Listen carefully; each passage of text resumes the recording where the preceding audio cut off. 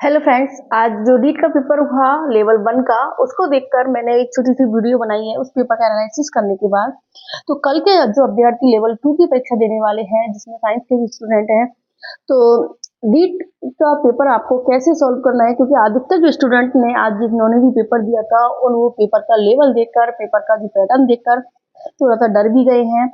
तो अधिकतर स्टूडेंट जो कल पेपर देने जा रहे हैं, उनके मन में भी ये डर पैदा हो गया। तो आज हम की एक छोटी-सी वीडियो मैंने इसमें बनाई है, जिसमें आपको ध्यान रखना है कि आपको कैसे कल पेपर को अटेंड करना है, कैसे आपको पेपर को सॉल्व करना है। जो इतना कम टाइम 150 मिनट्स आपको मिलने वाले हैं, उसमें आपको पूरा पेपर कैसे कवर करोगे, कैसे आप क्वेश्चंस को अटेंड करोगे और स्मार्ट तरीके से आप पेपर को हल करोगे। तो कुछ क्वेश्चंस ऐसे आते हैं जिनके ऑप्शंस को देखकर भी आप उन पेपर क्वेश्चंस को अटेंड कर सकते हो, उनके आंसर दे सकते हो। तो आज की वीडियो में आपको यही बताने वाली हूँ। आप इस वीडियो को जरूर से जरूर देखना, ताकि कल आपके पेपर में आपको कोई प्रॉब्लम नहीं हो।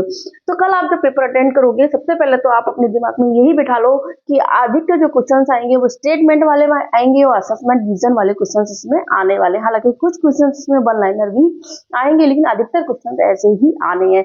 तो इसके लिए आपको अधिकतर पेपर को अच्छे से पढ़ना है और इसके साथ अपने एक एक क्वेश्चन साथ में ही करते जाना। ये नहीं कि आप पहला पूरा पेपर पढ़ने बैठ गए उसके बाद क्वेश्चंस को हल करोगे, ये पॉसिबल नहीं है, क्योंकि इतना टाइम आपके पास नहीं होगा। इसमें भी आप सबसे पहले ये करना कि जो वन लाइनर क्वेश्चन है, यानी कुछ क्वेश्चन इसमें छोटे क्वेश्चन है, तो वन लाइनर क्वेश्चन आप पहले इसको सॉल्व करते जाना। लेकिन अगर आपको कंटिन्यू जितने भी क्वेश्चन आ रहे हैं उन क्वेश्चन को आप हल करते जाना, और जिसमें भी लगभग हमारा 30 से 40% जो क्वेश्चंस आएंगे इसमें आए हैं आज के पेपर में, उसी के अकॉर्डिंग हम देखें तो 30 से 40% जो क्वेश्चंस हैं वो वन लाइनर क्वेश्चन आएंगे, इजी क्वेश्चंस रहेंगे। तो उन क्वेश्चंस को आप पहले हल कर लेना, और इसके बाद आप जो स्टेटमेंट वाले क्वेश्चंस हैं उनको थोड़ा सा समझ के, थोड़ा सा अपने आप को पेशेंस रख के आपको हल करना है। जिसमें मैं आपको बताती हूँ कि आपको कैसे हल करना है। कई क्वेश्चन तो ऐसे हैं जिनका अगर आपको एक ही स्टेटमेंट समझ में आ गया तो भी आप पूरा क्वेश्चन हल कर सकते हैं। तो इस तरह से स्मार्ट तरीके से आपको पूरा पेपर अधिकतर कोशिश करनी है हल करने की। अगर आप 70% भी पेपर हल करके आएंगे तो आप एग्जाम में सक्सेस पा सकते हैं।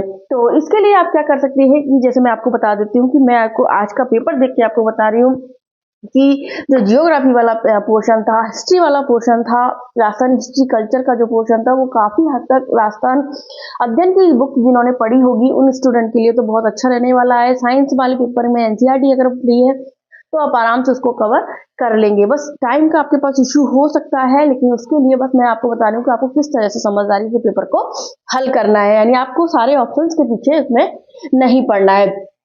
दूसरा एक चीज मैं आपको बता दूं कि आप जब भी क्वेश्चंस हल करें तो अगर जो क्वेश्चन आपको नहीं आ रहा है उसमें ज्यादा टाइम नहीं दें, उसके अलावा उसको गोला कर दें, और अगर आपको लास्ट में टाइम मिलता है तो फिर उसको सॉल्व करने की कोशिश करें। अधिक से अधिक कोशिश यही करें कि आप जो भी क्वेश्चंस आप अटेंड कर पा रहे हो, अच्छे से कर पा रहे हो, उन क्वेश्चंस को पहले सॉल्व करें। अब इसके बाद जो क्वेश्चंस आपको अटेंड करने आते हैं जिनको आप सॉल्व कर लोगे, लेकिन इसके बाद दूसरा ऑप्शन आता है कि जो क्वेश्चंस में से आपको कंफ्यूजन है, कम आता है, लेकिन उसको आप आंसर से या ऑप्शन से कैसे हल कर सकते हो। तो आगे की वीडियो में हम इसी पे बात करने वाले हैं। तो देखते हैं कि कैसे हम उसको हल कर सकते हैं।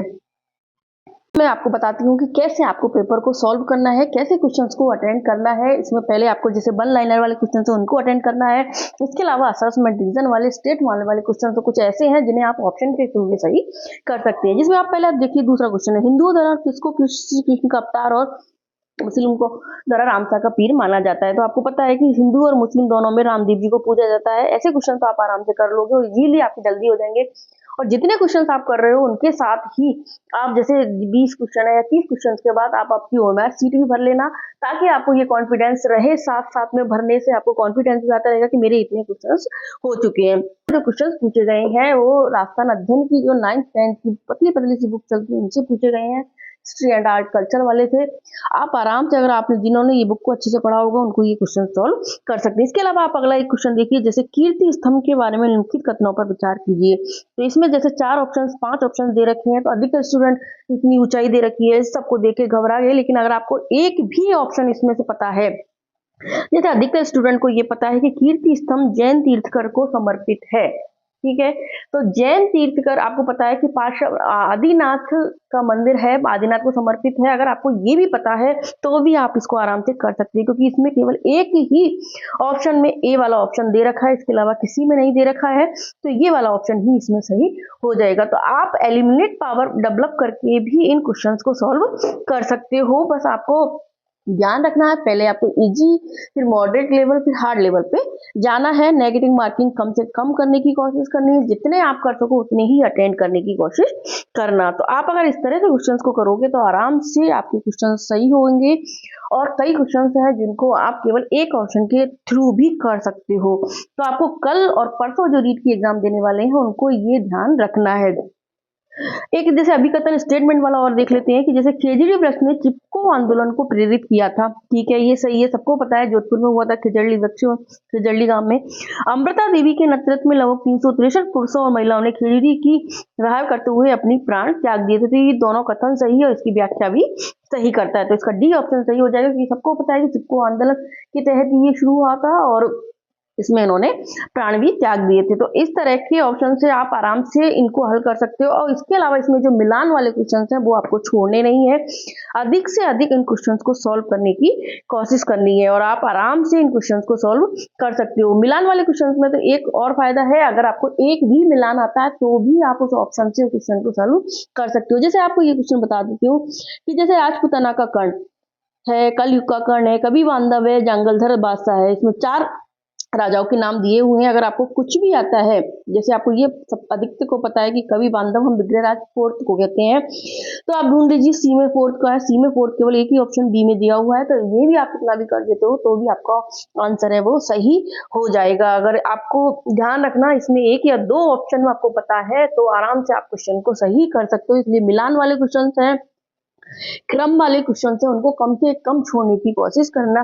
पेपर है, हालांकि पूछा वही गया है, बस थोड़ा सा इसका पैटर्न बदल चुका है, लेंगी पेपर, आगे से यही पेपर आएंगे, इसलिए आगे कोई भी स्टूडेंट है ऐसे ही पेपर्स के लिए तैयार रहे। अब एक क्वेश्चन और देख लेते हैं, जैसे 1857 की क्रांति वाला क्वेश्चन जिसमें आया है, कोटा में क्रांति, नसीराबाद में क्रांति, एरनपुर में क्रांति और नीमच में क्रांति। अब इन्होंने काल क्रम में व्यवस्थित करने के लिए पूछा है। तो सबको पता है 1857 की जो क्रांति राजस्थान में चालू हुई थी, कहाँ से हुई थी? नसीराबाद से चालू हुई थी। तो जो ऑप्शन बी है वो सबसे पहले आना चाहिए। इसके अलावा 2 ऑप्शन से उनको काट दो। बी इसमें किस किस में दे रखा है? ए में दे रखा है और बी में दे रखा है, और सी और डी है, इस ऑप्शन को आप काट दो, क्योंकि ये दोनों ऑप्शन तो इसके होंगे ही नहीं। इसके बाद देखते हैं कि बी के बाद क्रांति कहाँ हुई थी। अब ए ऑप्शन में दे रखा है ए, तो कोटा में जो क्रांति है वो अक्टूबर में हुई थी, यानी सबसे लास्ट में हुई थी।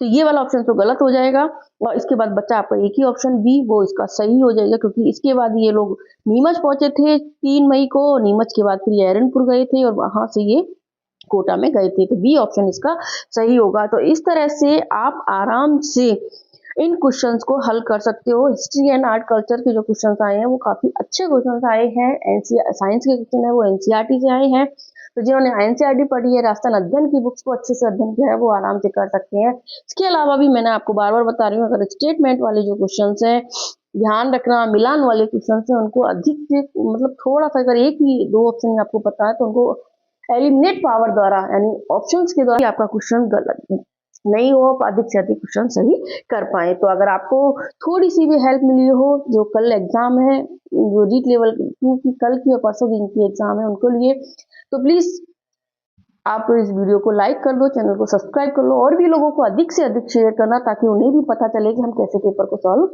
कर सकते हैं। और स्टूडेंट्स के लिए आगे आने वाली एग्जाम जो भी स्टूडेंट दे रहे हैं उनके लिए बेस्ट ऑफ लक।